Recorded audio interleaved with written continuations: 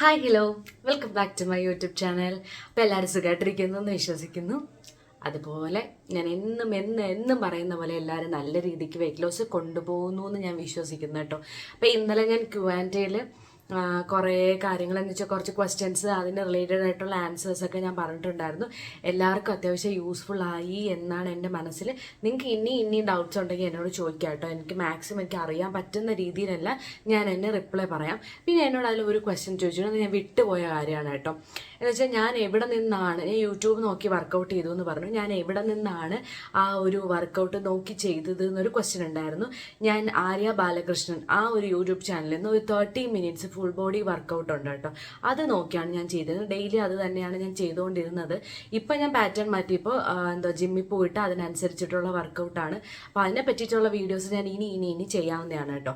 അപ്പോൾ ഞാൻ ഇന്ന് വന്നേക്കുന്നത് ഗ്രീൻ ടീ കുടിച്ചാൽ വെയിറ്റ് കുറയുമോ എന്നുള്ള കുറേ ഡൗട്ട്സ്, പിന്നെ നമ്മുടെ ഗ്രീൻ ടീ എപ്പോൾ കുടിക്കാം, ഗ്രീൻ ടീ ആർക്കെല്ലാം കുടിക്കാൻ പാടില്ല, പിന്നെ എത്ര കപ്പ് വരെ ഗ്രീൻ ടീ കുടിക്കാൻ പറ്റും എന്നുള്ള കുറച്ച് ക്വസ്റ്റ്യൻസ് ആണ് ഞാനിന്ന് ഷെയർ ചെയ്യാൻ വേണ്ടി പോകുന്നത്. അപ്പോൾ വീഡിയോയിലേക്ക് പോകുന്നതിന് മുന്നേ എൻ്റെ ചാനൽ ഇതുവരെ സബ്സ്ക്രൈബ് ചെയ്ത എല്ലാവരും ചാനൽ സബ്സ്ക്രൈബ് ചെയ്ത് സപ്പോർട്ട് ചെയ്യുക. അപ്പോൾ നമുക്ക് വീഡിയോയിലേക്ക് പോവാം.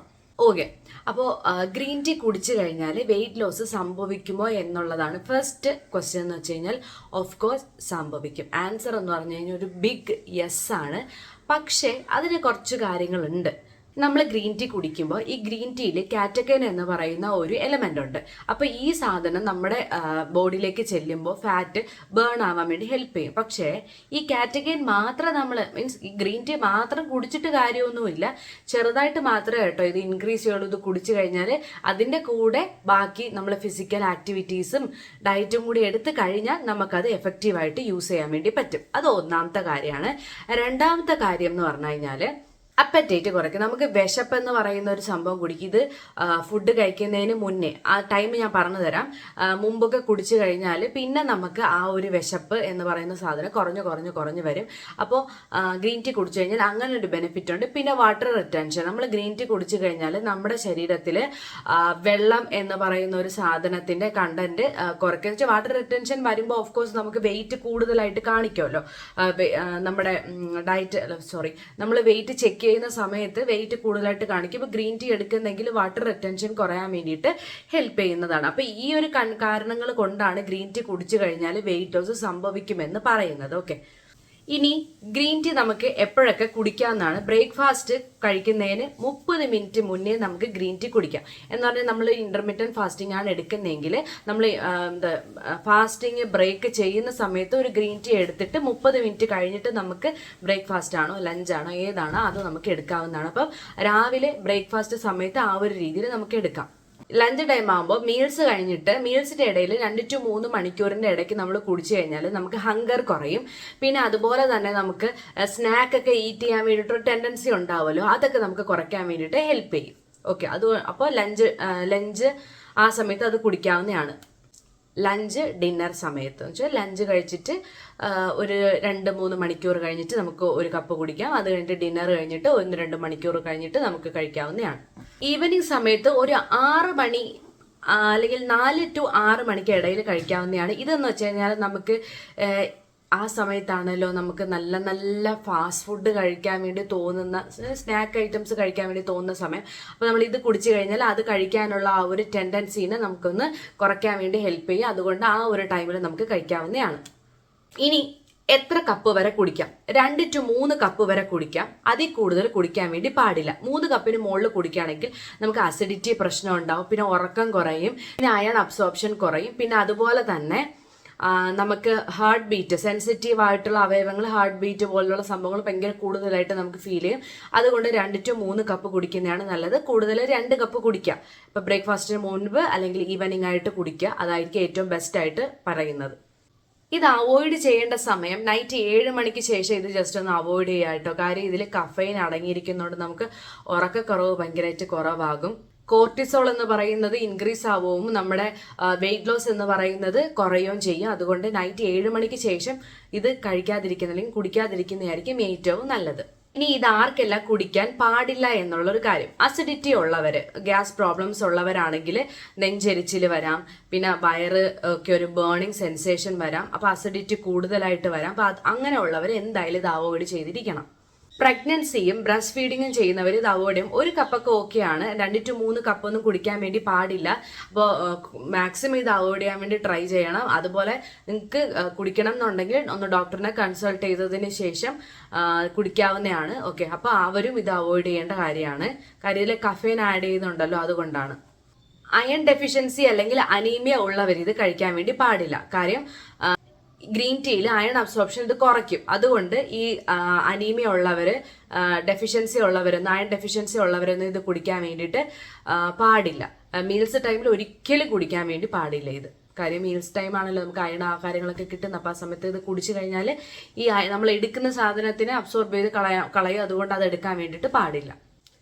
തൈറോയിഡ് മെഡിസിൻ എടുക്കുന്നവരും അവരാണെങ്കിൽ 1-2 മണിക്കൂർ കഴിഞ്ഞതിന് ശേഷം മാത്രം കുടിക്കുക. അവരും ഇതുപോലെ തന്നെ ഡോക്ടറിനെ കൺസൾട്ട് ചെയ്തതിന് ശേഷം മാത്രം കുടിക്കാൻ വേണ്ടിയിട്ട് ട്രൈ ചെയ്യുക. അപ്പോൾ തൈറോയിഡ് ഉള്ളവരും ഇത് മാക്സിമം അവോയ്ഡ് ചെയ്യുക. ആൻസൈറ്റി ഉള്ളവർ അവരും ഈ പറയുന്ന ഗ്രീൻ ടീ കഴിക്കുന്നത് അവോയ്ഡ് ചെയ്യുക.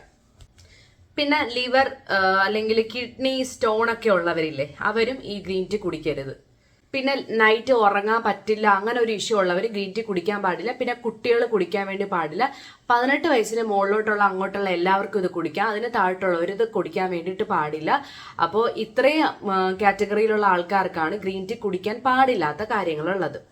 അപ്പോൾ ഗ്രീൻ ടീ കുടിക്കേണ്ട ഏറ്റവും നല്ല സമയം രാവിലെ ബ്രേക്ക്ഫാസ്റ്റ് സമയത്തും അതുപോലെ തന്നെ ഈവനിങ് സ്നാക്ക് കഴിക്കുന്ന ആ ഒരു ടൈമിലും ഗ്രീൻ ടീ കുടിച്ചു കഴിഞ്ഞാൽ ഓവർ ഈറ്റിങ് പോലുള്ള കാര്യങ്ങൾ, അതുപോലെ തന്നെ നമുക്ക് ബാക്കി സ്നാക്സ് കഴിക്കണം എന്നുള്ള ഒരു കാര്യങ്ങൾ ഇത് അവോയ്ഡ് ചെയ്യാൻ വേണ്ടിയിട്ട് ഹെൽപ്പ് ചെയ്യും. പിന്നെ നമ്മൾ ഇന്റർമീഡിയറ്റ് ഫാസ്റ്റിംഗ് എടുക്കണമെങ്കിൽ ഇതെന്തായാലും കഴിച്ചു നോക്കുക കേട്ടോ. പക്ഷെ എന്തൊക്കെ പറഞ്ഞാലും ഞാൻ മുമ്പ് പറഞ്ഞിട്ടുണ്ട്, എന്ത് ഡ്രിങ്ക് ഇപ്പോൾ ഒരുപാട് ജങ്ക് കഴിച്ചിട്ട് ഞാൻ ഗ്രീൻ ടീ കുടിച്ചു എന്ന് പറഞ്ഞിട്ട് വണ്ണം കുറയില്ല.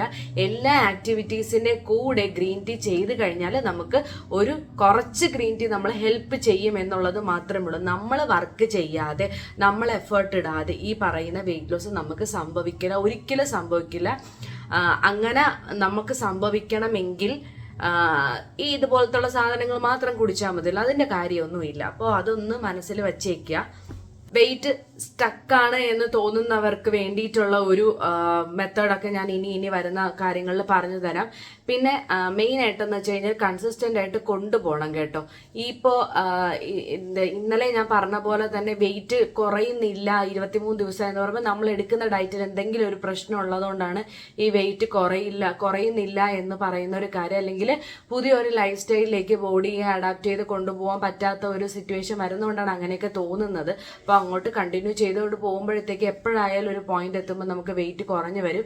എൻ്റെ ഒരു ഇതിലെന്ന് വെച്ച് കഴിഞ്ഞാൽ ഇതുപോലെ കുറയാതെ കുറച്ച് നാൾ പിടിച്ച് നിന്നിട്ട് പിന്നെ ഒരു സമയം കഴിയുമ്പോൾ ഇത് കുറയാൻ വേണ്ടി സ്റ്റാർട്ട് ചെയ്യും. കുറയുമ്പോൾ ഈ പറയും പോലെ ഓരോ ദിവസം ചിലപ്പോൾ 1-2 കിലോ വെച്ച് വേണമെങ്കിൽ കുറയും.